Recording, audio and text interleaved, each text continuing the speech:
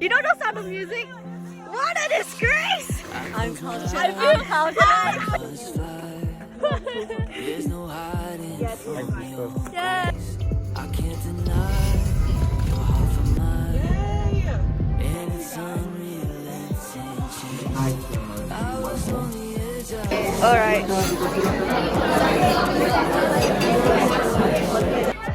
until your love took over me. Hello. Hello. So I let go and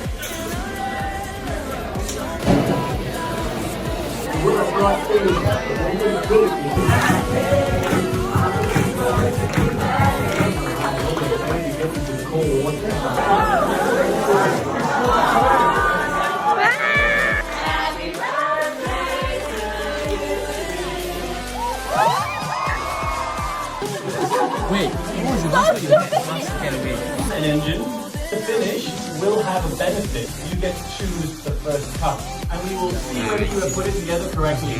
Yeah. Okay? Was it bad? Was it very good? Like milk tea? Coffee is much more.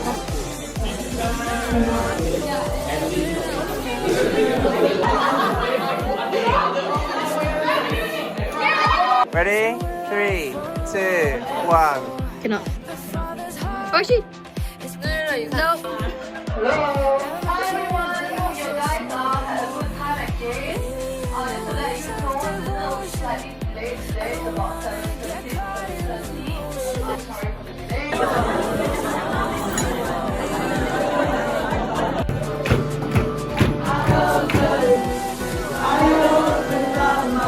Coaching.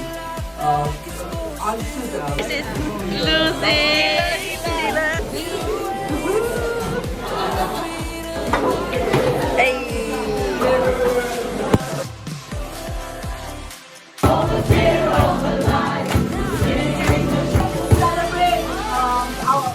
Our church anniversary. The Lord wants us as people to learn to trust Him more and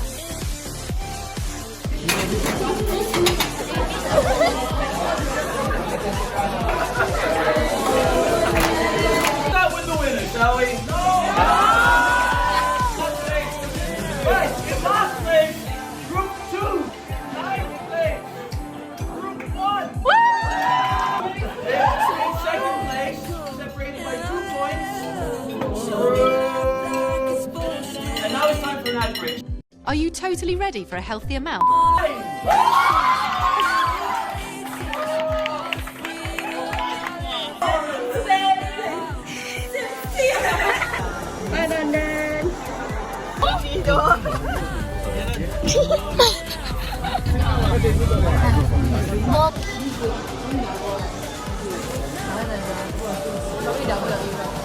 Who's Singaporean? Sure.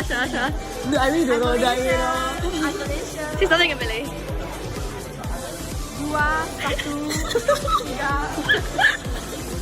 She can't sing in order. Good morning. It is currently the next day from Axe Getaway. And I can clearly say that this is one of the most impactful camps I have been at, because I came from a place of really needing to hear God's word, and I really did receive His word, and I felt that at each and every session it was God was prompting me to serve. You need to start serving, and I haven't really had much opportunity to serve in my previous church, and obviously because it's a bit more difficult for me to serve due to certain reasons from my old church, but now I've been finding that God really wants me to serve in this new church, and it was kind of confirmed by the pastor. In every single service, God was saying to me that you need to start serving, and it kind of came out from a place of not hardship, but it wasn't very nice the way I needed to learn that I need to start serving. And I was a bit burnt out from serving in Narrowstreet, and although I did love serving, there comes a point where you need to stop being a Martha and start being a Mary, and this camp allowed me to be a Mary because I wasn't serving. You should start to know when you need to be a Mary and when you need to be a Martha. So Narrowstreet, this camp, I encourage all leaders to understand that there is a time to serve and a time to receive, and don't be afraid to be a Mary at Jesus' feet, because it's really such a valuable thing.